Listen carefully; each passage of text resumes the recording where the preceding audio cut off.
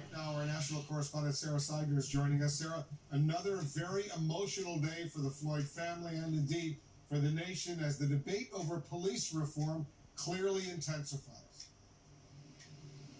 Absolutely. We've heard beautiful song out in the streets, people singing Amazing Grace. We've also seen the family come forward alongside the family of Michael Brown, the family of Botham Jean, the family of Ahmaud Arbery, all of them here standing strong with George Floyd's family, while hundreds of mourners have come, those who knew George Floyd and many who did not. A somber homecoming for George Floyd in Houston, where the hearse carrying his casket arrived at the Floyd family church this morning for a public memorial attended by thousands. All the families that here with me today, Michael Brown, Eric Garner, Aubrey, it just hurt. Breonna Taylor, everybody.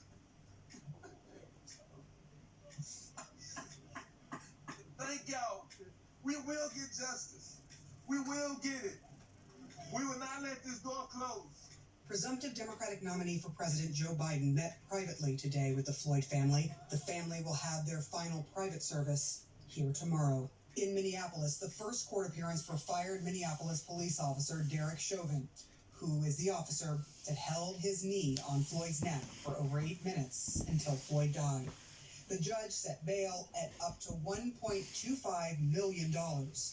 This as the attorney for one of the other 3 officers also charged in Floyd's death is speaking out.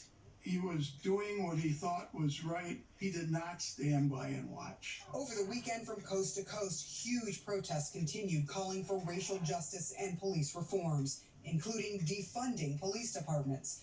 In Minneapolis, the city council approved a plan to start the process of dismantling the police department and rebuild a new model of public safety. Our commitment is to end our city's toxic relationship with the Minneapolis Police Department, to end policing as we know it. But the mayor is not on board. I am for massive structural and transformational reform to an entire system that has not for generations worked for black and brown people. We have failed them, and we need to entirely reshape the system. Am I for entirely abolishing the police department? No, I'm not. Outside today's service in Houston, Texas Governor Greg Abbott says this is the most horrific tragedy he's ever seen and promised police reforms across his state. I am committed to working with the family of George Floyd to ensure we never have anything like this ever occur in the state of Texas. Leaders across the country are already looking for new ways to repurpose some funds from law enforcement to other areas, like in New York City.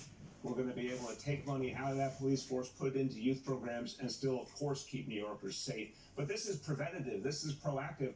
And in Washington, D.C., where activists painted "Defund the Police" near the Black Lives Matter street mural, the mayor said what's been submitted for police funding in her budget is what's needed. She avoided directly answering whether the addition to the mural would be removed. We recognize it as expression, and especially right now, acknowledging and affirming expression is important to this discussion that we have to have as a community.